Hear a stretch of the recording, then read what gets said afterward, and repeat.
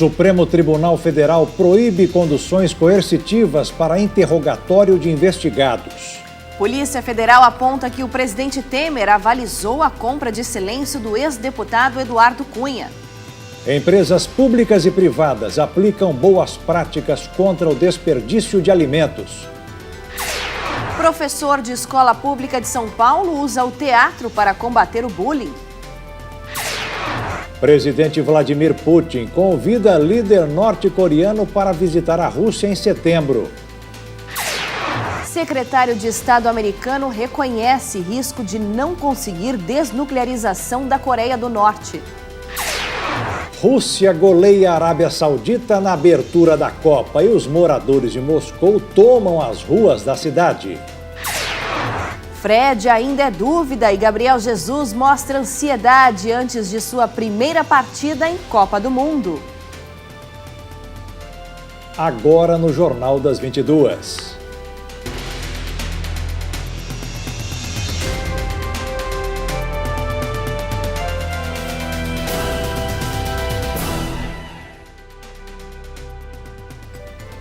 Olá, muito boa noite. Boa noite. E até o dia 28 de junho, 32 seleções vão disputar o título de melhor do mundo.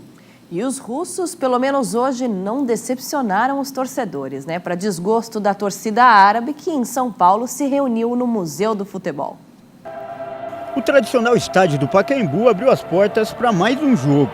Mas desta vez a partida não aconteceu no gramado, foi num telão. Os torcedores puderam acompanhar o confronto de abertura da Copa do Mundo entre Rússia e Arábia Saudita. E o clima era de um verdadeiro estádio.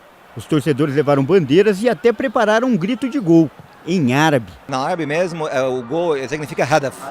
Como é que ele fala então? Hadaf. Como que é o gol? Hadaf. O projeto é uma iniciativa do Museu do Futebol, que fica no Pacaembu. Até o final da primeira fase serão exibidos 39 jogos. E a ideia é reunir também diferentes colônias de imigrantes que vivem no país. No jogo de estreia, a comunidade árabe marcou presença. Foi preparada até uma mesa com comidas típicas, como quibes e esfirras. É uma aproximação entre os conterrâneos e também uma interação das culturas, tanto da cultura árabe quanto da cultura brasileira. Mohamed Ali era um dos mais empolgados. Ele mora há 14 anos no Brasil, mas não se esquece das raízes. E a cada lance da partida ele vibrava e sofria com sua seleção. Aqui raramente assim, os times árabes participam na Copa, mas quando entra, a gente fica muito feliz. A gente tem a esperança que uma vez assim ganhe a Copa, mas vamos torcer. Mas no jogo só deu Rússia. Os donos da casa aplicaram uma sonora goleada na abertura da Copa. 5-0. E o final do jogo não foi tão feliz para essa torcida aí. A Rússia ganhou de goleada da Arábia Saudita na estreia da Copa. Mas depois de tanto tempo morando longe de casa, eles já se sentem um pouquinho brasileiros. E o consolo agora vai ser torcer para a seleção canarinho no restante da Copa. Eu vou torcer para o Brasil até o final. Se no futebol o resultado não foi bom, na culinária, esses árabes continuam ganhando de goleada.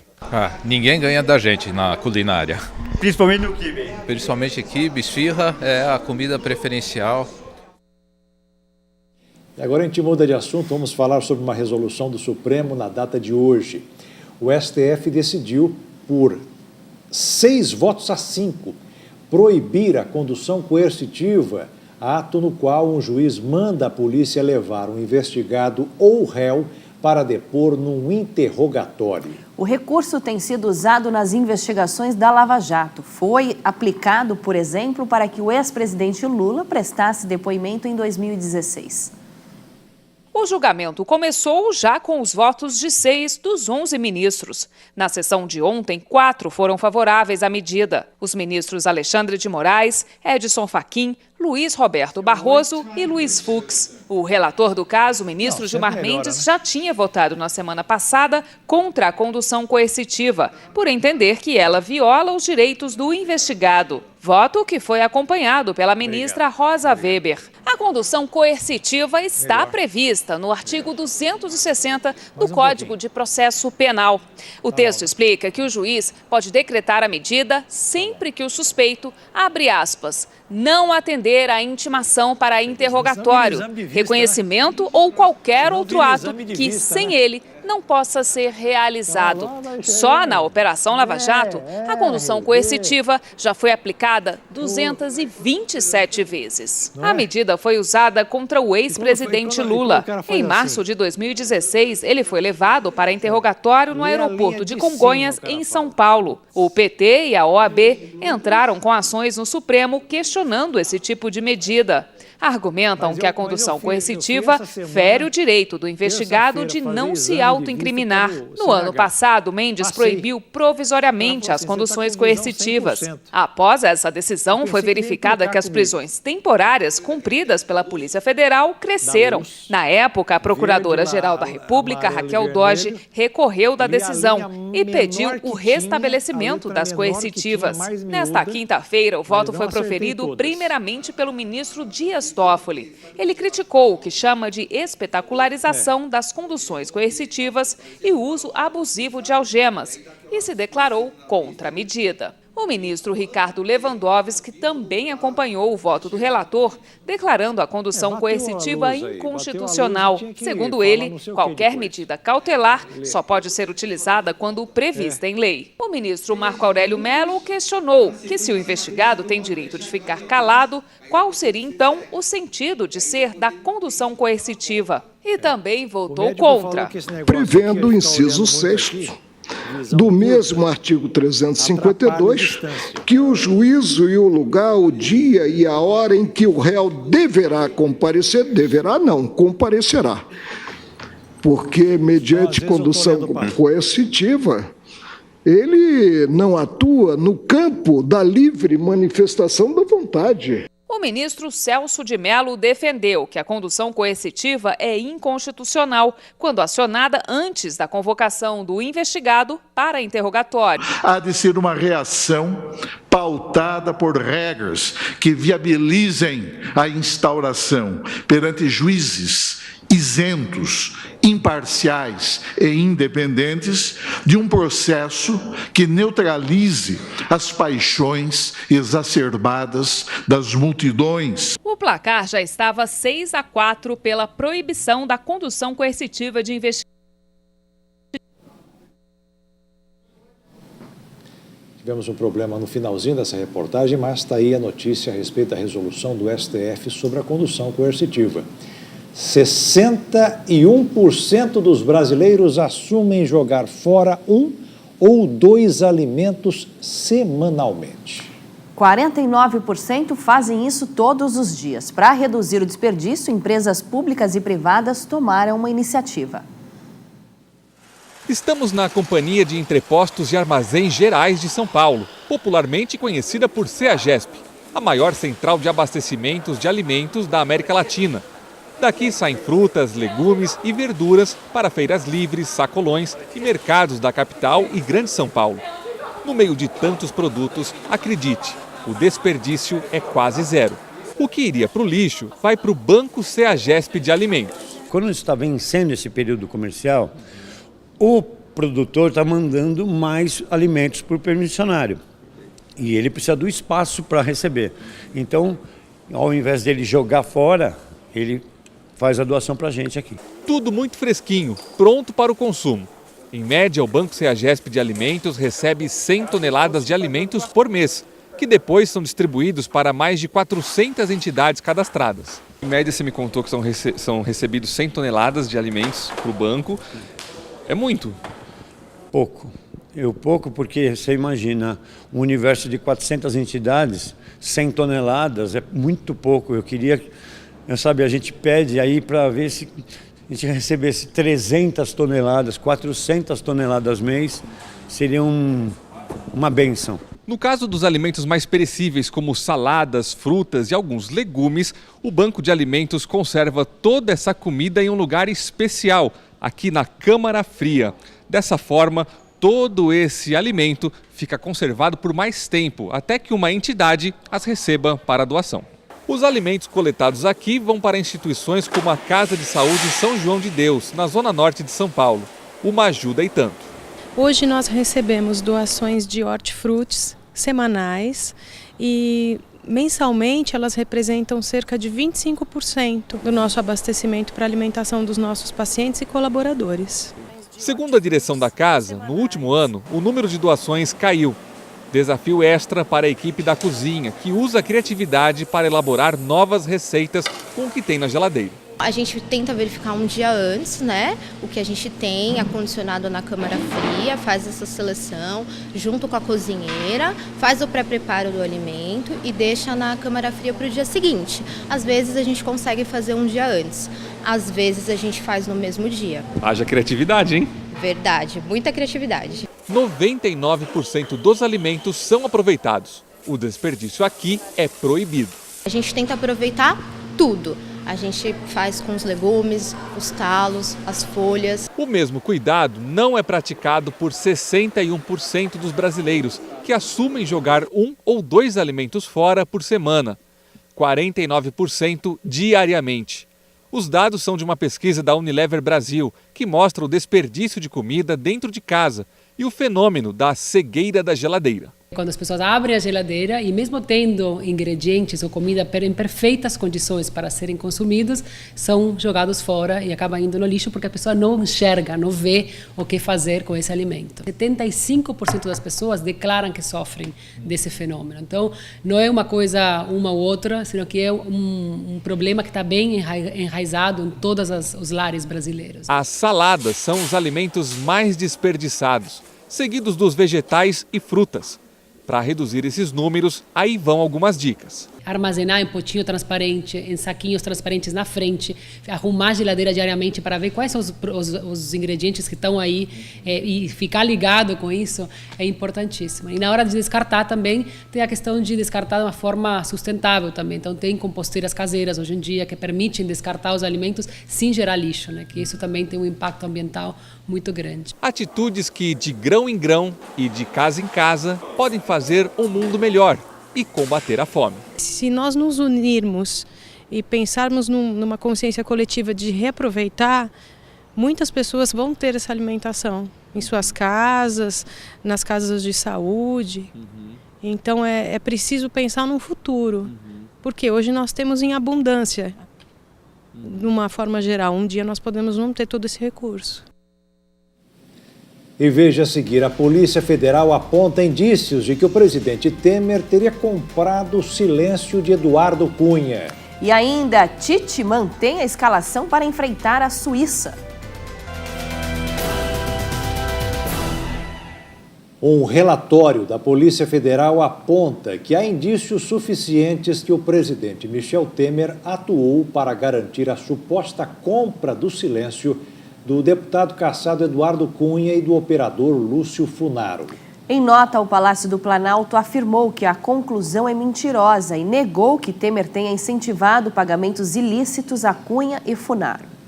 A conclusão da PF está no relatório final da Operação Cui Bono, que apura fraudes na liberação de créditos na Caixa Econômica Federal. Segundo a Polícia Federal, foram verificados indícios de materialidade e autoria de fatos atribuídos a Michel Temer. O presidente teria tentado embaraçar a investigação, incentivando a manutenção de pagamentos ilegítimos a Eduardo Cunha e Lúcio Funaro. O objetivo seria evitar que os dois fizessem um acordo de delação premiada.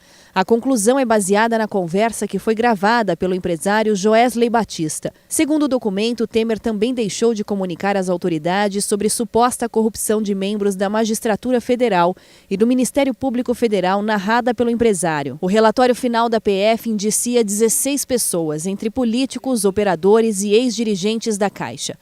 Entre os indiciados estão Gedel Vieira Lima, ex-ministro e um dos principais assessores de Michel Temer, Eduardo Cunha, ex-presidente da Câmara dos Deputados, e Lúcio Funaro, doleiro e suposto operador financeiro do MDB. Temer não foi indiciado. A citação do presidente foi para reforçar a articulação da suposta quadrilha. O chefe de Estado já foi alvo de 2 processos, mas a Câmara dos Deputados barrou o andamento das ações. A Procuradora-Geral da República, Raquel Dodge, pediu hoje a prorrogação das investigações contra o presidente Michel Temer. Temer é alvo de uma ação judicial por conta das delações premiadas de ex-executivos da Odebrecht.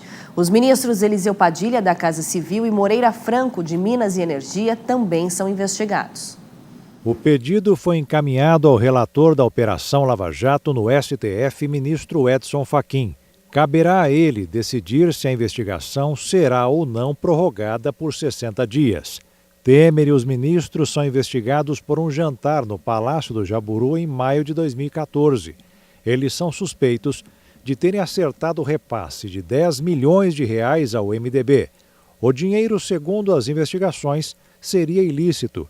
O executivo Cláudio Melo Filho contou ao Ministério Público Federal que Temer pediu direta e pessoalmente a Marcelo Odebrecht apoio financeiro para as campanhas do partido em 2014. O repasse seria uma forma de comprar o apoio dos políticos para projetos que a empresa tinha interesse na Secretaria de Aviação Civil, que foi comandada entre 2013 e 2015 por Eliseu Padilha e Moreira Franco. Temer já admitiu que houve um encontro, mas afirma que não falaram de valores. Segundo o Palácio do Planalto, o presidente repudia com veemência o conteúdo da delação. Depois de concluídas as investigações, o ministro Fachin deverá definir se acata ou não a ação da PGR. Se aceitar, a Câmara dos Deputados deverá ser notificada para definir se autoriza a investigação contra o presidente. Nas duas anteriores, Temer saiu vitorioso. O ministro do Supremo Tribunal Federal, Ricardo Lewandowski, pediu hoje para que a segunda turma do STF julgue os grampos telefônicos do ex-presidente Lula. A defesa do petista pede anulação das gravações feitas na Operação Lava Jato em 2016. O ministro Edson Fachin enviou o processo para julgamento virtual, por considerar que o recurso não exige debate, mas Lewandowski, antes que os ministros votassem, pediu o julgamento presencial. O recurso do ex-presidente pede anulação de gravações feitas pela Operação Lava Jato de conversas telefônicas interceptadas e divulgadas em março de 2016 por ordem do juiz federal Sérgio Moro. Entre as conversas estavam os diálogos de Lula com ministros de Estado e parlamentares e autoridades com foro privilegiado no STF.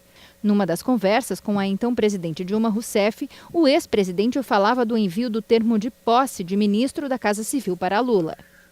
Já foram embora da casa do Fábio, já foram embora da casa do Santos, só não consegui falar com o Marco. Essa conversa foi anulada pelo ministro Teori Zavascki, então responsável pela Lava Jato ainda em 2016. A defesa de Lula pleiteou a anulação de todo o material com o argumento de que o juiz Sérgio Moro usurpou a competência do STF. Os advogados do petista afirmam ainda que Moro emitiu juízo sobre a conversa e que não deveria ter divulgado o material.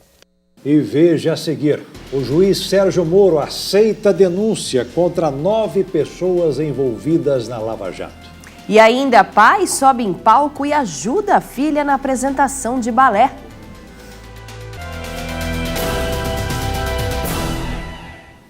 O juiz Sérgio Moro aceitou hoje uma denúncia do Ministério Público Federal contra 9 pessoas que foram investigadas na 51ª fase da Operação Lava Jato. Os envolvidos são investigados por corrupção, lavagem de dinheiro e associação criminosa.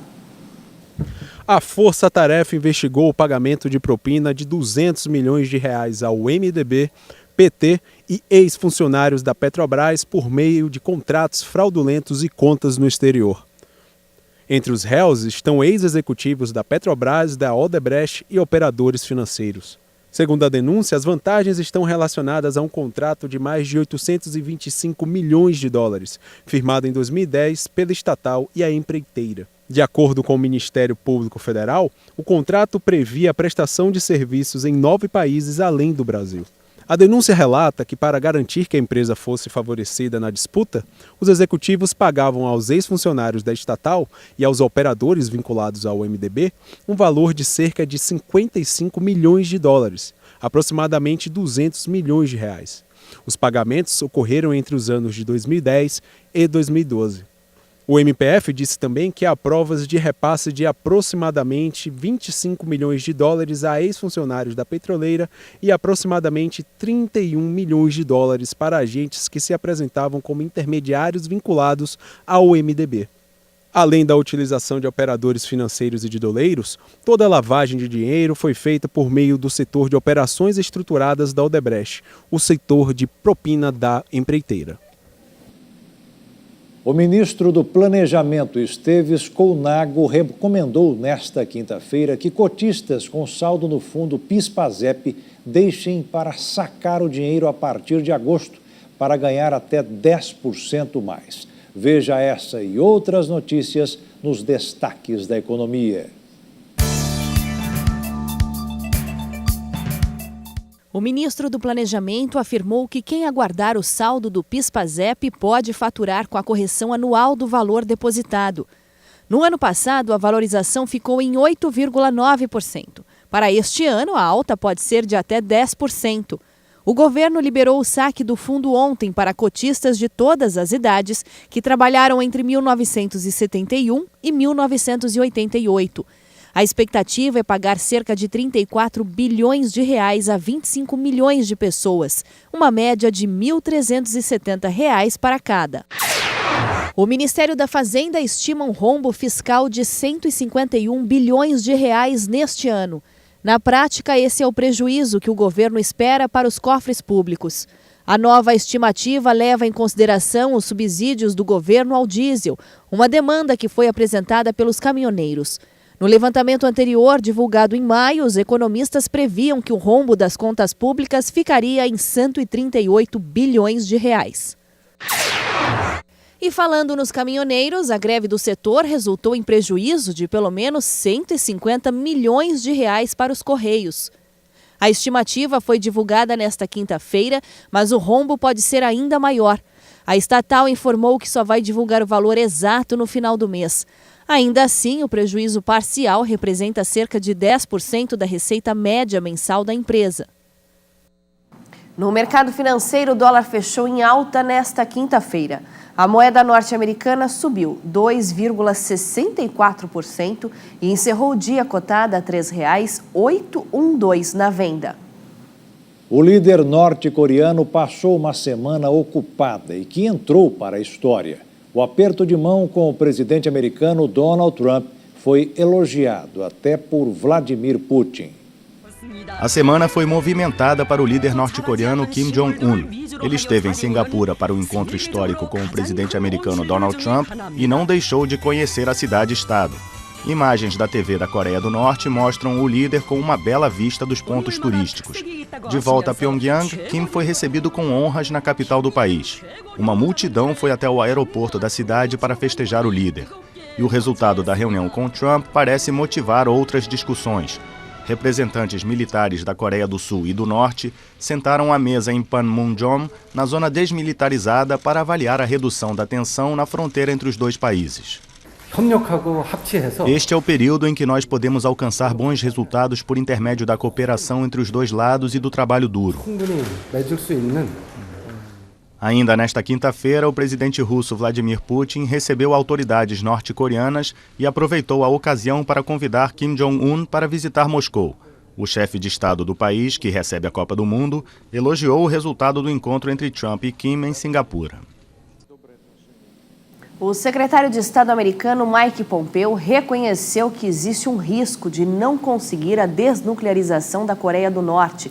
Por isso, as sanções contra Pyongyang devem ser mantidas por enquanto. Pompeo disse ainda que a China reafirmou o compromisso com as resoluções do Conselho de Segurança da ONU. Depois de afirmar que o processo de desnuclearização deve ser rápido, segundo previsões do líder norte-coreano Kim Jong-un, o secretário de Estado americano Mike Pompeo reconheceu que existe um risco de não conseguir a paz e destacou que, por essa razão, as sanções contra a Coreia do Norte devem ser mantidas por enquanto. Após reunião com autoridades em Pequim, Pompeo garantiu que a China reafirmou seu compromisso com as resoluções do Conselho de Segurança da ONU. A China está pronta para trabalhar estreitamente com os Estados Unidos, a Coreia do Norte e todas as partes relevantes para promover o diálogo e um mecanismo de paz na península e dar nossa devida contribuição para a solução da questão. A diplomacia chinesa teria sugerido na quarta-feira que a ONU poderia contemplar uma redução das sanções se Pyongyang cumprir suas obrigações em matéria de desnuclearização. Toda redução das tensões em suas fronteiras é bem-vinda por parte da China, o maior aliado da Coreia do Norte e responsável por 90% do comércio com Pyongyang. Daqui a pouco você vai conferir aqui no Jornal das 22 os casos de bullying nas escolas estaduais em São Paulo. E ainda, moradores de Campo Grande se unem para revitalizar ponto de ônibus. A polícia de El Salvador prendeu hoje a brasileira e ex-primeira-dama do país, Wanda Pinhato. Ela é suspeita de participar de uma rede de corrupção vinculada ao ex-presidente Maurício Funes. Wanda Pinhato teria lavado $165 mil de fundos públicos dentro da suposta estrutura que seu então marido teria criado para desviar $351 milhões. Apesar de a Procuradoria ter solicitado que a ex-primeira-dama e atual secretária de Inclusão Social fosse processada em liberdade devido à sua delicada situação de saúde, o juiz Salomão Landaverde ordenou sua prisão na última segunda-feira. A brasileira estava internada em um centro médico por insuficiência renal aguda. Em 2015, ela foi diagnosticada com um câncer no útero. O juiz ainda deve resolver a situação jurídica do ex-presidente Maurício Funes, sua atual esposa Ada Michele Guzmán Singüenza e 2 de seus filhos que estão na Nicarágua desde 2016. Segundo a acusação, Funes e um de seus amigos mais próximos, o empresário Miguel Menendez, criaram uma estrutura sofisticada para extrair fundos públicos. O professor de uma escola estadual da Zona Sul de São Paulo decidiu encarar o problema do bullying de uma forma diferente. Ele decidiu colocar os alunos em cena numa peça de teatro para combater aquelas brincadeiras sem graça, maliciosas e ofensivas. Quem ouve a Giovana falar sem parar nem imagina o quanto ela sofreu com preconceito. Machucou. Que repetidino era burro. Aí era várias piadinhas com isso, por causa da minha testa, que é meio grande, por eu usar aparelho, por aí vai. Era uma piada atrás da outra. Mas não foi só ela. O grande defeito do Lucas para os outros, é lógico, é que ele era muito quieto. Bom, acho que é porque ninguém me dava atenção em casa mesmo. Daí eu ficava fechado, daí quando eu queria conversar com alguém, não tinha. Meu irmão era muito pequeno para me ajudar, daí eu era mais fechado mesmo. Segundo a Secretaria de Ensino do Estado de São Paulo, os casos de agressões desse tipo cresceram 17% no último ano. Ou seja, são 3 casos a cada dia. E na contramão das estatísticas, os alunos dessa escola da Zona Sul de São Paulo decidiram chamar a atenção para as consequências do bullying com teatro. Começamos a apresentar no 2017 e nós percebemos o seguinte: nós tínhamos alguns casos de bullying na escola. Eram poucos, eu falei, mas não estou entendendo, porque bullying, nós nunca tínhamos feito algum trabalho em cima.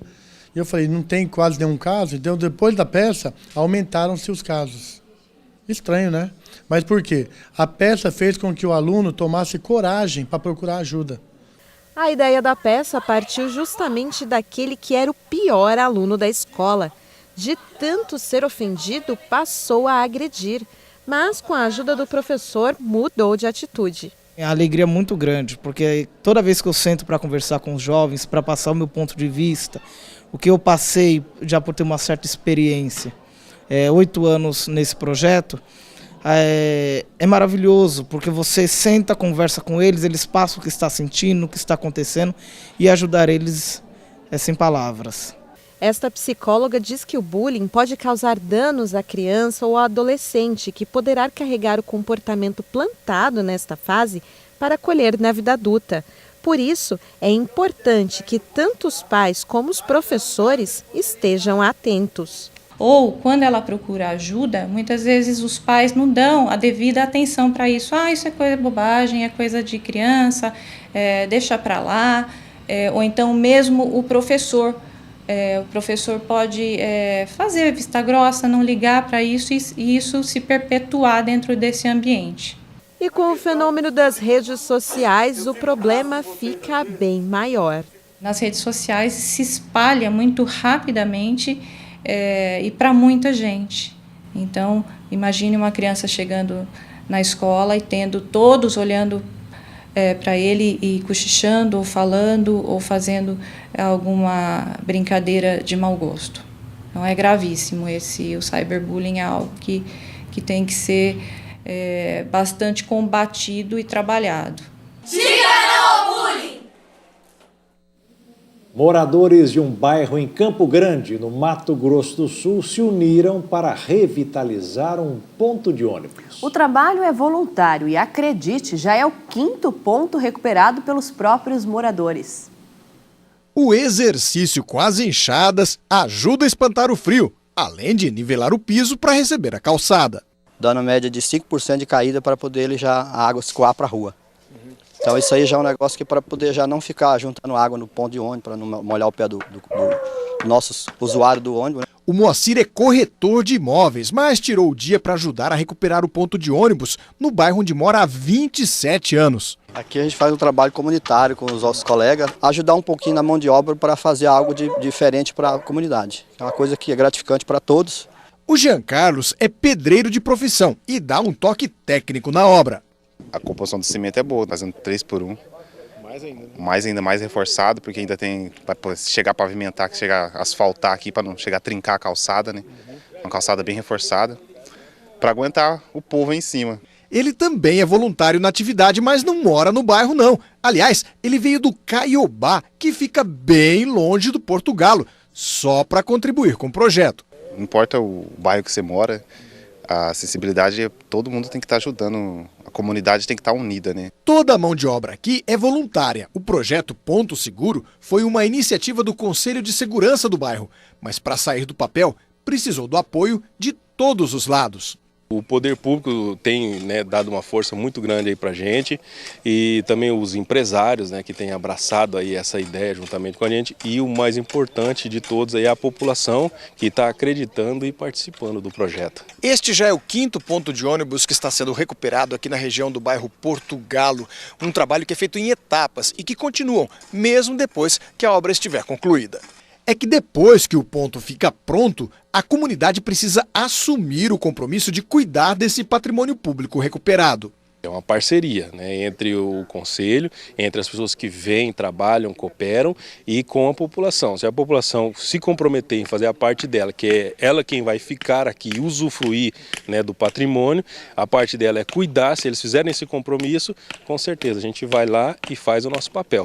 O Matheus é um que mora bem em frente ao ponto e veio ajudar. Ele tem muitos bons motivos para contribuir na conservação do local. Como meu pai é cadeirante, é um acesso muito difícil, por conta do mato, das pedras, não tem como ele se locomover. Aqui na rua também. E eu acho que isso ajuda muito, que não é só ele que é cadeirante aqui no bairro. E vai ajudar muito todo mundo aqui. E o Jornal das 22 termina aqui. Uma boa noite para você e até amanhã. Boa noite, fique na paz. Tchau.